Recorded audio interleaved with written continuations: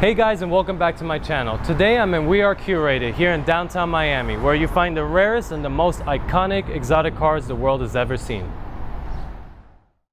And today I want to talk about Lamborghini, Ferrari's top competitor. And when you hear that name, you think of a car like this. Low to the ground, outrageously designed, a massive engine in the back, a true centerfold for exotic cars. But in 1986, they surprised the world with their first ever production SUV.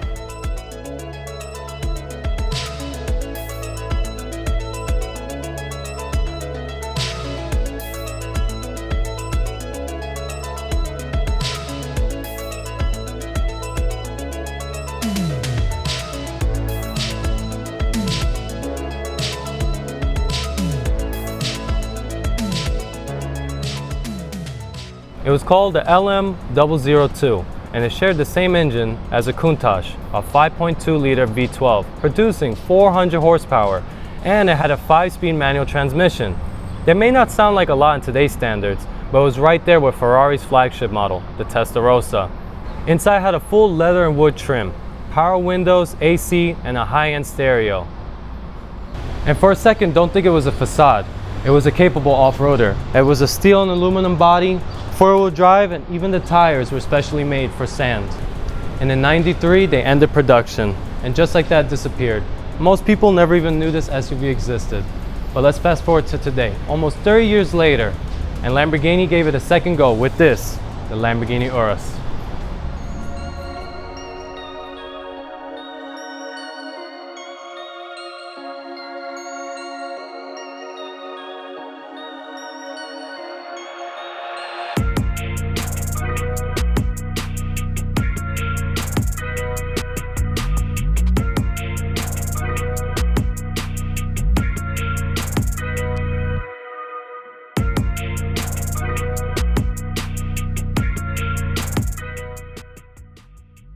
It now has a 4-liter bi-turbo V8, pushing 641 horsepower and 626 pounds of torque, along with an 8-gear automatic transmission, giving it a 0-60 time of 3.6 seconds and a top speed of 190 miles per hour.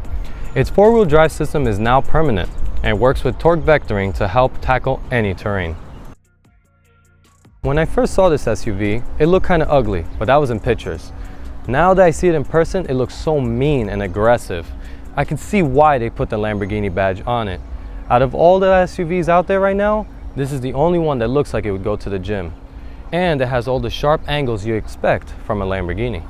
As far as sharing commonalities with the LM002, I only see two things. First, this fender vent, and second, these wheel arches. Very angular, just like the old one. However, there's one thing I really do not like about the outside, and it's the fact that it looks like a Q8. I understand it shares the same platform, but from the side, they look just alike. And check out these brakes. This is the most ridiculous rotor I've ever seen in my life. It's as big as most people's wheels.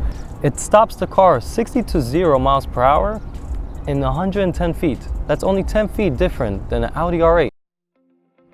Inside is covered in fine Italian leather, with 2 large touchscreens in the middle, programmed with everything you'd need and more. It seats 5, but perhaps your shorter friends would have to sit in the back, since the roof slopes down. And the trunk is decent, especially if you remove the cargo cover. When you first enter the Urus, it introduces itself. And almost immediately after, the dashboard speakers rise up.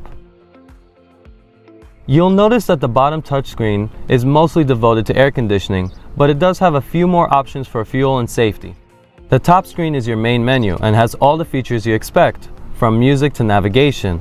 But in the Urus tab, it goes a little bit deeper. That's where you could change your driving settings, seat settings, and interior settings. And it also has one of my favorite features, the massage. In the center control is where you find your gear selection and Lamborghini's Anima, which is your driving settings. And to show you that, let's turn her on.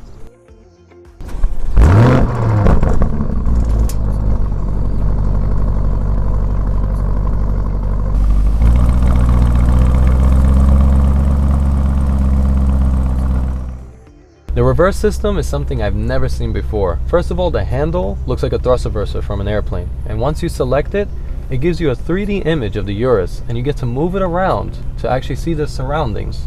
The only thing I find weird is that the color of the 3D image doesn't match your car. The more I sit in this car, the more I see Audi. This looks just like a Q8. It's trying to hide it with little trims and little changes, but they didn't do a good job of hiding it that well.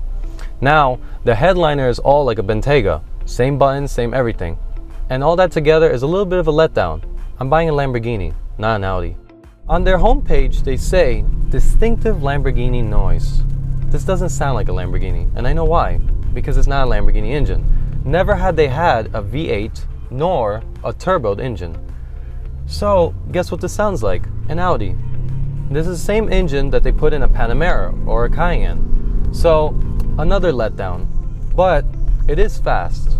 However, with its automatic transmission, there is a big delay. When you stomp on it, it doesn't go immediate like a normal Lamborghini. It actually has to think a little bit before it goes. When you're in the normal settings, like Strada, or if you could put an Ego and put it for more of a comfortable setting, it's very nice and quiet. You don't even really hear the exhaust. So at least it has different personalities for the day.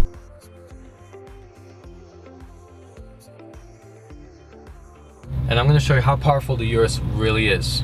You guys ready?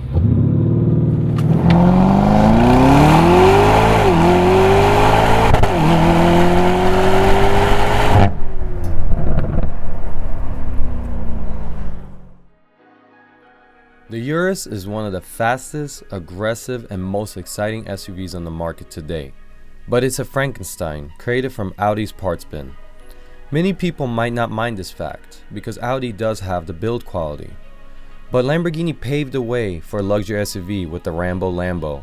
So for them to come back decades later with essentially a rebadged modified Q8, that's a big disappointment for me. If I were on the market for a Lamborghini truck, I'd just get the original. Till next time.